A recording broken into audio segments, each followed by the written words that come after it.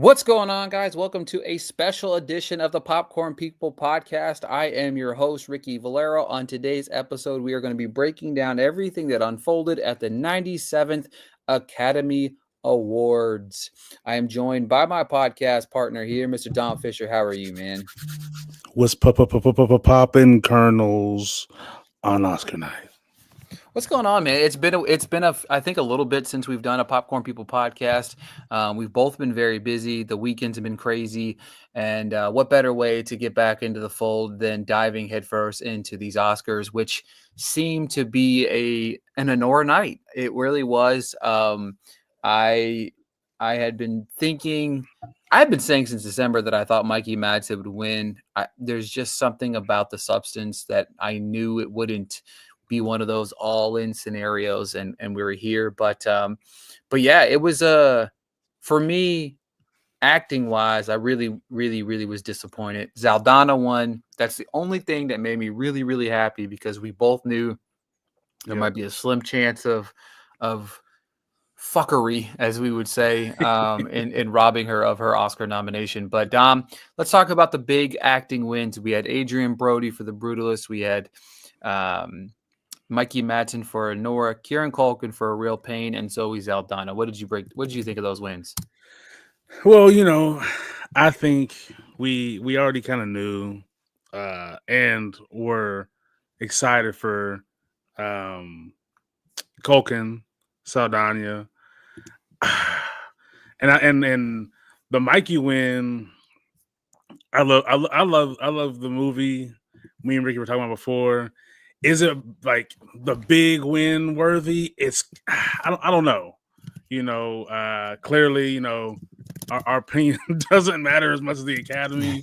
But like, I don't think so. And I didn't even predict it to even be in like if you saw the rankings of of the numbers, I wouldn't even have it in the top four.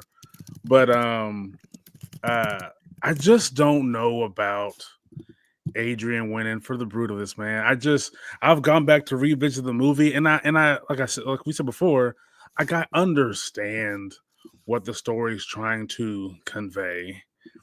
But is the when we compare it to the other movies and other 10 and the performances, does this movie supersede with its length the rest of the movies? I don't think so. And does the performance outdo Domingo, Chalamet? No. What are they talking about? And as we've seen with recently these articles, they come out every year where you have voting members say, I didn't watch this movie, or I don't watch this movie, or I don't watch all the movies. And it turns into a buzz fest, right? And it turns into everyone's talking about The Brutalist. So that must be the one to vote for. And they're wrong. They got it wrong.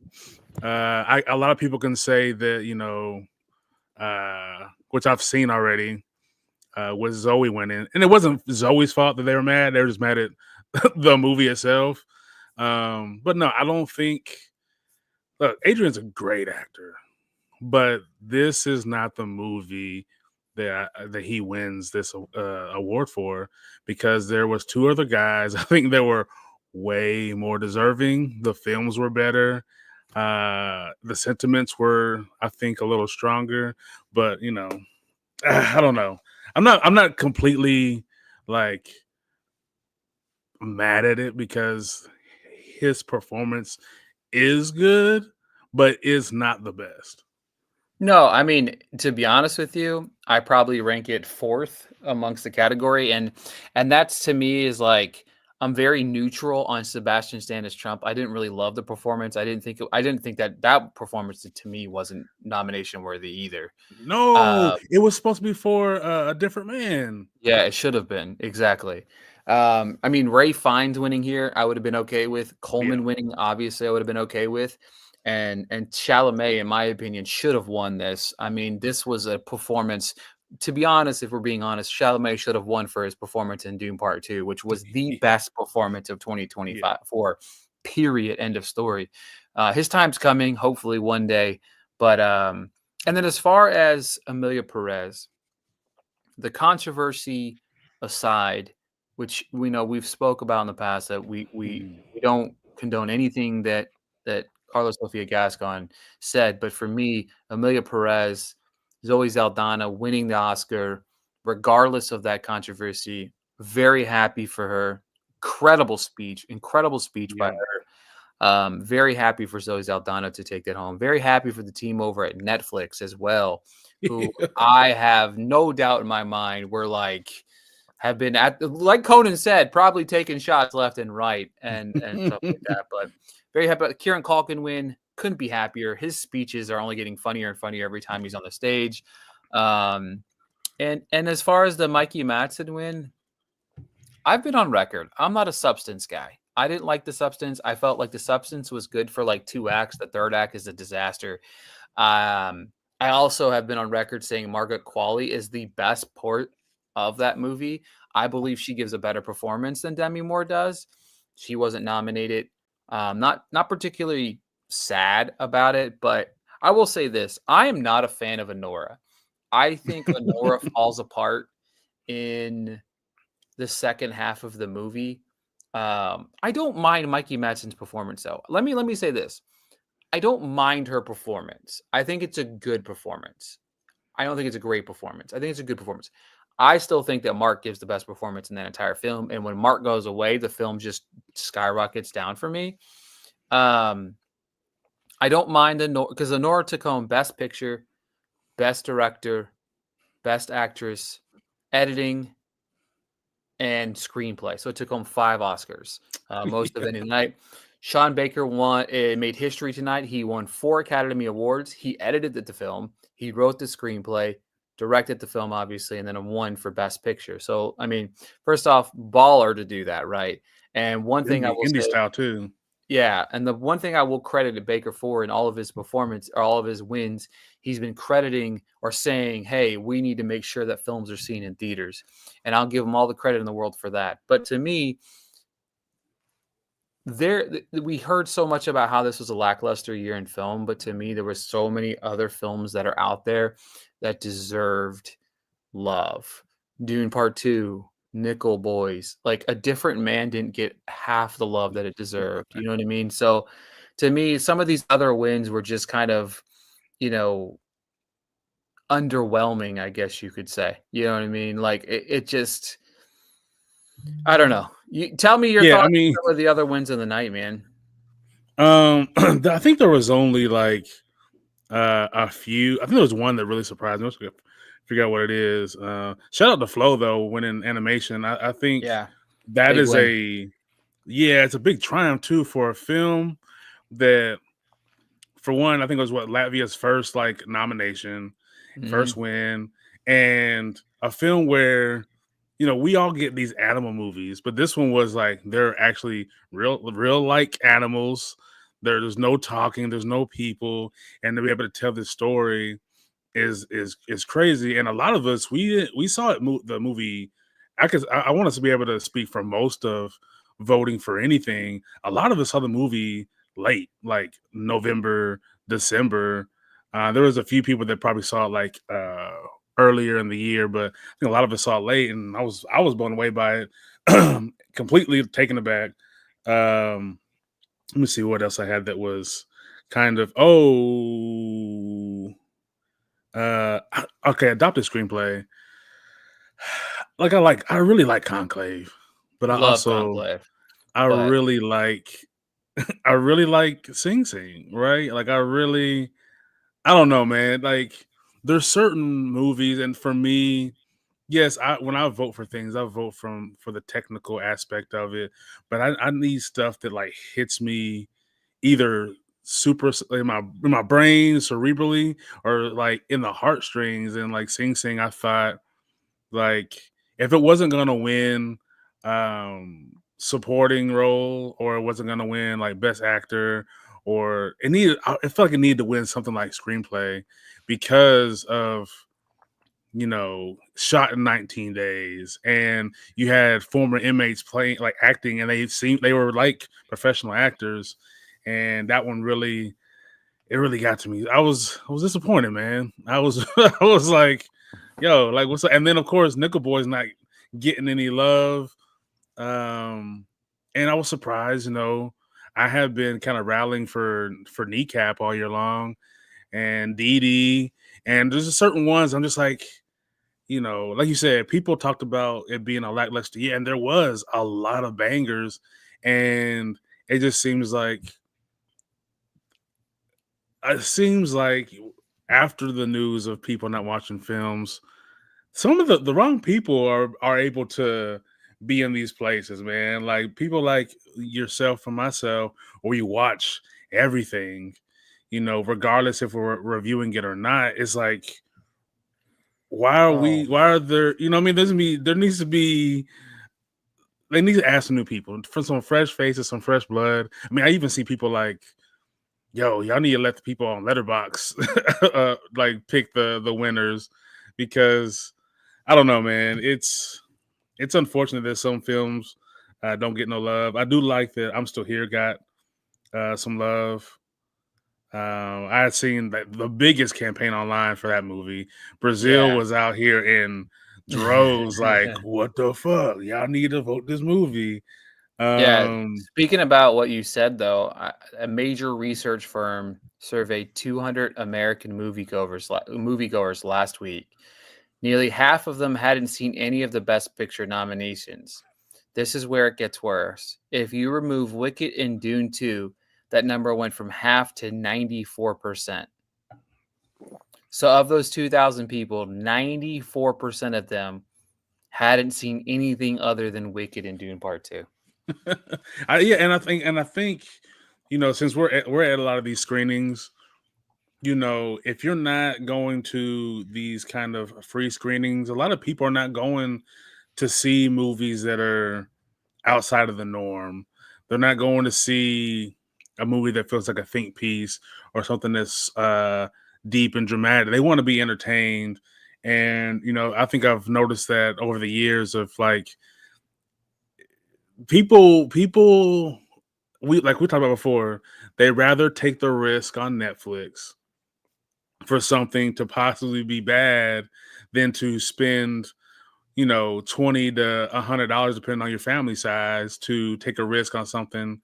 And I don't know if that's good or bad, you know what I mean? Because we do want to be in the theaters. We do want some things are just meant to be seen on a big screen with surround sound. Yeah. But I get it. We all get it. Yeah. I mean, Yeah. I mean, if you look at the winners here, I mean, obviously Anora took home 5, The Brutalist took home 3. Like, I want to know like how many people have actually seen The Brutalist. You know what I mean? Like, yeah. take out, Amelia Perez has been slandered since day one. I mean, I don't think the controversy didn't help that film at all. I do think a lot of people did watch that movie though because it was Hmm. Netflix, it was Selena Hmm. Gomez. Obviously, you have Wicket 1-2 costume and production. That'll be back in the conversation again this fall again. Conclave 1-1. You know what I mean? That's Conclave, A Real Pain, and The Substance 1-1.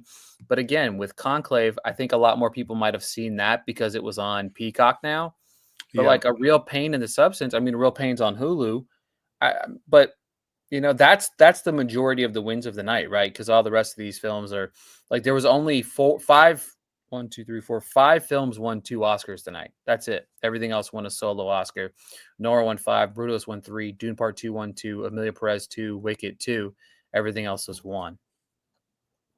Yeah, and So I think part of it too is that, you know, I don't, we were younger, so I don't know what it was like, the disconnect, how big of the gap it was when we were younger. But I do think, we know that there is a huge gap in like media literacy and the appreciation for like the auteur and art in general. So like when things like um something like The Brutalist, even just a trailer, most people look at that and go, it looks boring. yeah, Right? Like and yeah, we can say we dislike it because we dislike it for specific reasons because this is our job. But like most people, when you see Conclave, they're not gonna watch that. Most of them, like you said, it was on Peacock, but other than that, they don't want to watch that either because it to them they want the escapism because movies are more about capitalism now than it is about the love of film because it is so expensive. And we said it before, if you had them cheaper where people are willing to take a risk, you'd have more people watching different types of films. But when they're $20 a piece, you're watching the big blockbusters. That's just what it is. Unless you have a super recognizable face, because what is it? The movie star, that appeal still exists, right? That's why The Rock, we learned, last night, the most followed man on social media, American man on social media, because he is a movie star, an entertainment star. So the star power is still a thing. So if you have a studio or a production that cares solely about being recognized, you have to go after a big name that's going to have a draw. Other than that, you do the Sean Baker. He said, hey, I'm always going to be independent. This is what I do, because we noticed A24, Neon, and then Netflix. Those are I feel like the big three that continue to win year after year. And because Neon and A24 kind of give their people free reign. And then Netflix, despite how people claim they feel online, like, oh, Netflix, there's nothing on there to watch. That's the staple. That's what's in your mind as the flagship streaming service. So no matter how you feel about it, you always go back to it. And then they just have the opportunity that the movies can play in the theaters for 2-3 weeks and then be right on Netflix and everybody watches it. So I don't know. I don't know where you go forward. But I mean, except for Conan's suggestion, you trick everybody and say, "Oh, this cinema streaming because it's like a big giant phone," and like Idiocracy. I mean, Yeah, and it's the big thing is like it's like when it comes down to it, it's like accessible films. You know what I mean? Like mhm, it's yep, cool to see movies like Wicked. No matter how you feel about a movie like Wicked, blockbuster movies need to be recognized. Like yep, back in the day, it was like movies that made over $100 million. Like every Best Picture movie would be nominated and would be seen. It's like these movies aren't as accessible anymore. And what's the delay and what's causing all these delays? You know what I mean? Like we're just stuck routinely in this like if you can sit here and say like, oh my God, The Brutalist just won, let's say Best Director. Somebody's gonna put that on, watch it, and then be like, what? yeah, Like what? Like the average person is not gonna watch Brutalist and be like, I'm enamored by that. Like nothing right. about that movie is enamored by the common person. And to me, Anora, which impressively enough, I read that it was made on $6 million budget. That's Oh incredible. shit, that is incredible. That's incredible, right? You watch Anora, it's a little long on the tooth, but it's easy to watch. It's Hmm. easy to digest. If you put somebody in a room and tell them watch Anora or The Brutalist, you can watch Anora twice before The Brutalist is even over. Yeah, yeah. And there's a place for a 6-hour movie that's like it's half of it silent and black and white, and there's a place for all these films. But when it comes to films Dune that Part are 2 was like, almost 3 hours long, and yeah, I watched that movie and I never felt like I was I watching a mean, near 3 hour movie. what, like the uncut version of like Nymphomaniac is like 6 hours long or 5 hours long. Like, there's a place for all these movies, and there's nothing wrong with making like a super deep, complex movie. But when it comes to films of the year, it's hard to say, like, if no one's seen it, is it the film of the year? I mean, how can these people say they didn't watch Dune 2, but they watched The Brutalist? I know some of them did say they didn't watch The Brutalist either, but it's just like, if you're not, as a professional, if you're not watching these movies, why would anybody else watch the movies? Yeah. Yeah. I mean, when you look at the list of people and what everybody said they did or didn't watch, You know what I mean? It's always telling, right? You know what I mean? It's telling of the movies that they did or did not watch, and to me, but like I said, I mean, it's it was a. I'll tell you this: Conan O'Brien, fantastic, Yeah. fantastic host of the night, fantastic host of the night. Several wins I was very happy about. I'm very happy Doom Part Two got 2 wins. I'm glad I walked away with some. They really, Yeah. I'm walking out here with some. You know what I mean? Yeah. But and then, but what? Speaking a little bit more on that, like if you think about the craftiness of it, like how can you watch you if you put Nickel Boys next to a Brutalist? How do you vote for the Brutalist? That's what I'm saying. Like how do you say that art is any better than the art presented in the Nickel Boys? You can't. There's nothing about the Brutalist that is better than Nickel Boys. Yeah. Absolutely nothing. Yeah. There's And nothing. especially when the focus on the type of story, right? It's the same type of like anguish and history and these same sorts of things. But Nickel Boys, not only is it like, and it's weird. The verbiage is gonna sound weird, but more entertaining, and it's done just as creatively. And I think it's something that is deep but easily understood at the same time. Uh, and it's like in a time where America is having stories erased. This is a story that none of us ever knew, and seeing it played out, you go, "Oh shit!" Like this is part of the zeitgeist, or should be part of the zeitgeist of American history, and it had been buried, and now it's come to light.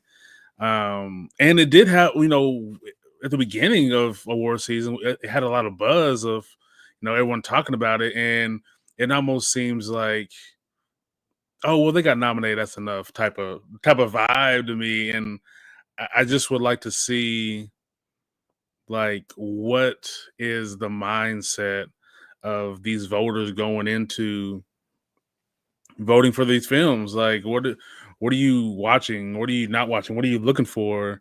um because yeah, when you put them side by side, when you leave out something, like especially speaking of like artistic and deep and complex and accessible, like why isn't something like Exhibiting Forgiveness, why is it getting left off everything? Like yeah, there's a lot of stuff that like I'd love to see like how the nominations get put forward, because I just always feel like they're leaving out a bunch of stuff. I mean, I feel like a lot of the internet feels the same way. Like, why are you leaving these movies off, but then you have these? And I don't know, man. It's frustrating. Yeah. Yeah. Yeah. It's wild. It's wild to me to watch this year in year out. I mean, it happens a lot, right? You know what I mean? We Yeah. It's not the first. We almost have this conversation every year with the Academy. You know what I mean? It's never. There's not always times where the movies are what we want them to be, but at the end of the day, I mean, I can't. Again, there's some wins tonight. Made me happy. Emilia Perez, Zoe Saldana. That makes me happy. Kieran Culkin's win makes me super Yeah. happy. Couple Dune wins. Um, to be honest with you, The Brutalist not taking home any of the major awards. It took home score. It took home. I'm trying to think of what else. Actor. Actor did win a major award. Shit, fuck, whatever. You know what I mean? I'm talking about director or picture. Yeah. Honora is not my choice, but at the end of the day, if I had to choose between Honora and The Brutalist, I'm picking Honora every single time. And I will say too, with like Honora, I think that is what you mentioned a little bit earlier, is I do like it being there because it is one that a lot of people actually saw, right? I Yeah, do think I do like the substance, with it being like a horror film. I love that it's there because that's my genre that doesn't get recognition. And then of course a lot of people actually saw this movie. Um, and same with Dune, sci-fi tends to be kind of left off, but it's there. So that's the one thing I can't say I do like, is that you can't ignore these films forever. Like people love these things, and the fact that they're being made so well, like if they were to be left off, it'd definitely be like, you know what? Fuck the Academy. You don't know what you're talking about.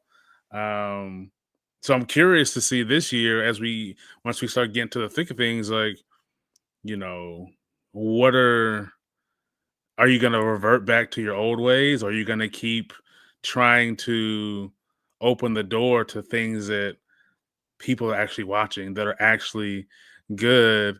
Because it used to be, there was a gap, I think, from maybe when we were in high school to about 5 years, 6 years ago, where it felt like the most like pretentious movies were the only ones getting nominated. And I remember the year of The Shape of Water, Oh right? God, what And a people bad were movie. like, I just remember multiple people being like, who saw these movies? What are these movies? I've never heard of them. I heard it multiple times. I'd never heard of this movie, never seen this, never seen a trailer for it.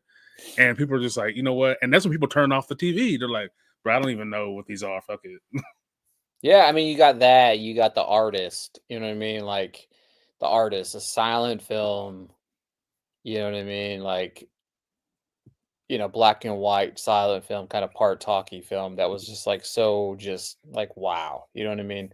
Like, and then Yep. you go back in time, you look at like the year the King's Speech won over movies like The Social Network, over Yeah. Inception, over Black Swan. The Artist wins over. Well, I mean, that year in film doesn't look like it was a great year in film, but anything but The Artist that would have been nice that year. You know what I mean? But then you look at, The Shape of Water winning, like what? You know what I'm saying? Like, and then finally we had a little bit of a run. Parasite, Nomadland was actually Yeah. really good, and then we had Coda. You know what I mean?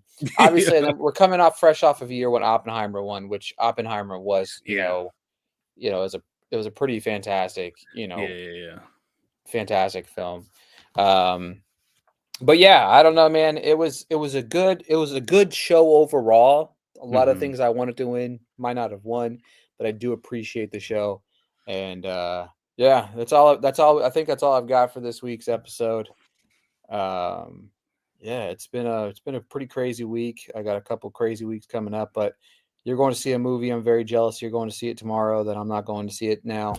But yeah, thank you guys so much for tuning in to another episode of the Popcorn People podcast. We'll be back hopefully next week talking about probably Mickey 17.